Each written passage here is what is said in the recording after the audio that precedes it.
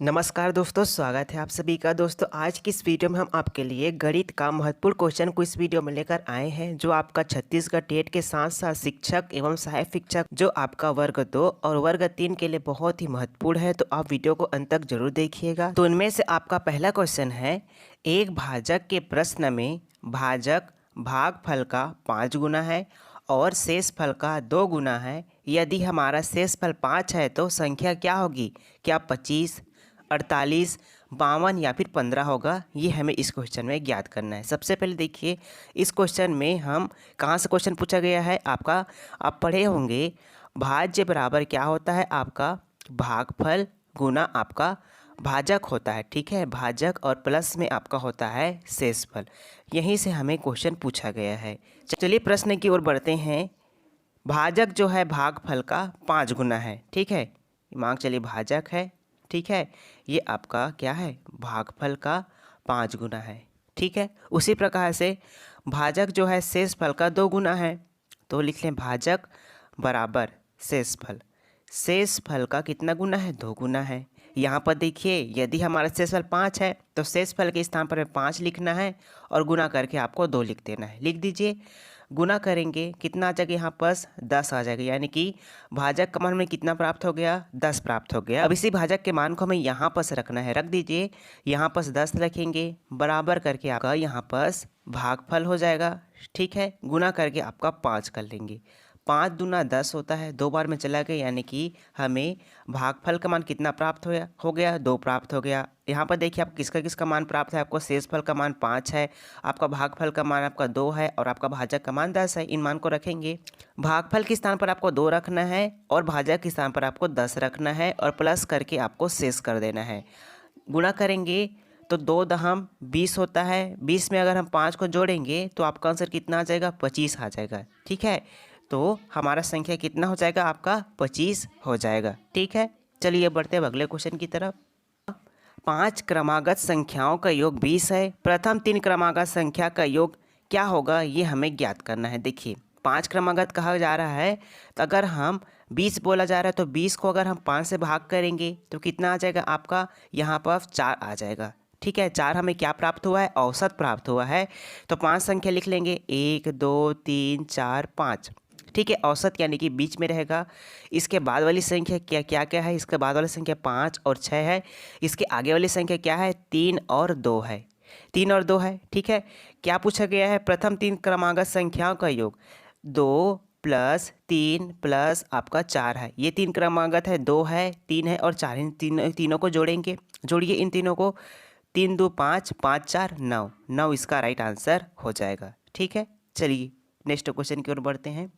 निम्नलिखित भिन्नों में सबसे बड़ी भिन्न और दूसरी सबसे बड़ी भिन्न कौन सी है? ये हमें ज्ञात करना है। क्या 5/6, 3/4, 1/2, 2/3 या फिर 3/5 होगा? ठीक है, तो सबसे पहले देखिए संख्याओं को लिख लेते हैं। 5/6 है। ठीक है, फिर आपका है 3/4 है, फिर आपका है 1/2 है, फिर आपका है 2/3 है और आपका 3 यहाँ पर 5 है।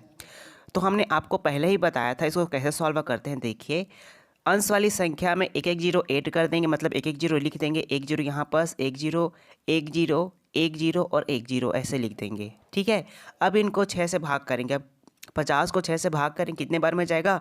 6 अट्ठे 48, यानी कि 8 बार में गया। ठीक है, 7 चौके 28, तो 7 बार में गया। ये 5 बार में गया। ये आपका 6 बार में गया। ये आपका ये भी 6 बार में गया। तो सबसे बड़ी भिन्न पूछा गया है, तो सबसे बड़ी संख्या इसमें 8 है। 8 जो किनसे निकल कर आया है? 5/6 से निकल कर आया है। ठीक है, उसके बाद देखिए सबसे बड़ी भिन्न है, उसके बाद आपका 7 बड़ा है।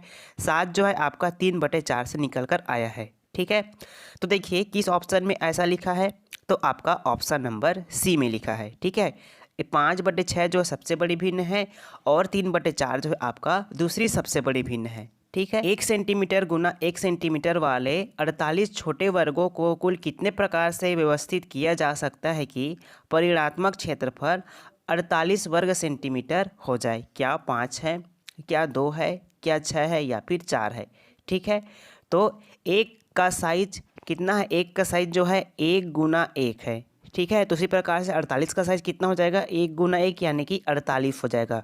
तो कितना हो जाएगा आपका यहाँ पास? 48 ये आ जाएगा। ठीक है। 48 साइज कितना हो जाएगा, सेंटीमीटर स्क्वायर हो जाएगा। अब ऐसे समझ सकते हैं कि यहाँ पर ये वर्ग है, ये वर्ग है, ये वर्ग है, ऐसे करते करते कितने बार है आपका 48 बार ऐसा है, ठीक है, वर्ग के रूप में है। अब ये बताना है कि हम इस वर्ग को कितने तरीके से 48 जो वर्ग है हमारा उसे हम कितने तरीके से उसको जमा सकते हैं, ये इस क्वेश्चन में देखना है। तो देखिए क्या होता है, 1 गुना को 48, 1 को 48 के साथ गुना करेंगे तो 48 आएगा, ठीक है। 2 गुना आपका 24 होता है। 3 को अगर हम किससे गुणा कर देंगे, आपका 16 से गुणा कर देंगे तब भी 48 आएगा। अगर हम 4 है, 4 को 12 से गुणा कर देंगे, आपका जो है 6 को अगर 8 से गुणा करेंगे तब भी हमारा आंसर 48 आता है, ठीक है। तो हम 5 तरीके से इस वर्ग को क्या कर सकते हैं, जमा सकते हैं, या फिर 2-2 के रेप में, जैसे कि आपका ये है ऐसे ऐसे करते बार, मतलब 2-2 की संख्या लेते हुए, 2-2 का वर्ग लेते हुए हम इसको 24 बार जमा सकते हैं।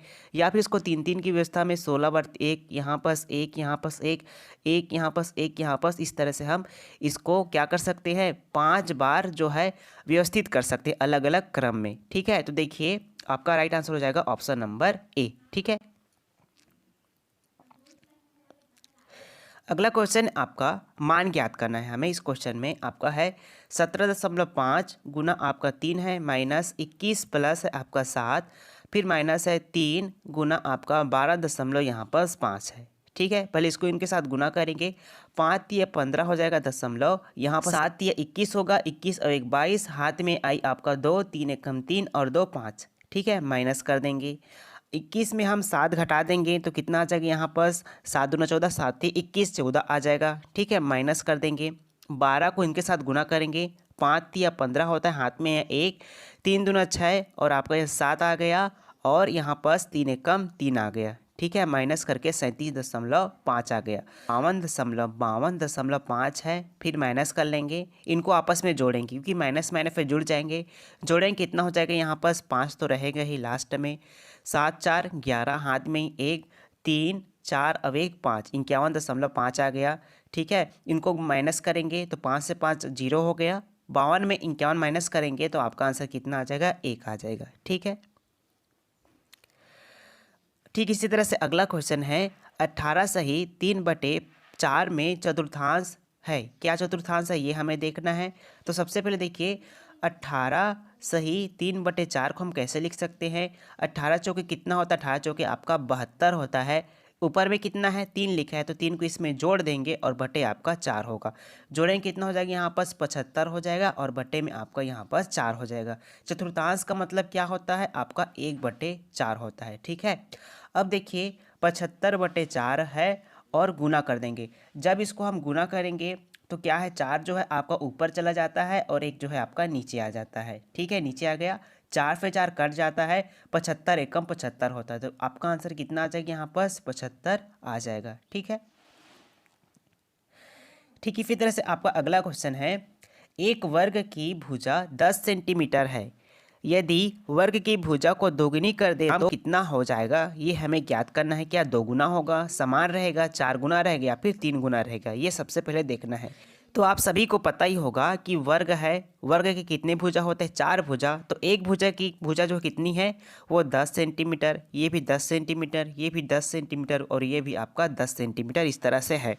यदि वर्ग की भुजा को दोगुनी कर देंगे, आपका जो 10 है, 10 को अगर हम क्या कर देंगे 2 के साथ गुना करेंगे तो प्रत्येक भुजा कितनी हो जाएगी, 20 हो जाएगी। कर लीजिए यहाँ पर 20 20 20 20 20 20, ठीक है। परिमाप जो है आपका चारों भुजाओं का योग होता है, यहाँ पर कितना आ रहा था 40, अगर इसको 2 गुना कर देंगे तो हमें कितना प्राप्त हो जा रहा है, 80 प्राप्त हो जा रहा है, ठीक है। तो राइट आंसर हो जाएगा आपका 2 गुना, ठीक है। वीडियो कैसा लगा आप कमेंट करके हमें जरूर बताइए, मिलते हैं अगले वीडियो में, धन्यवाद।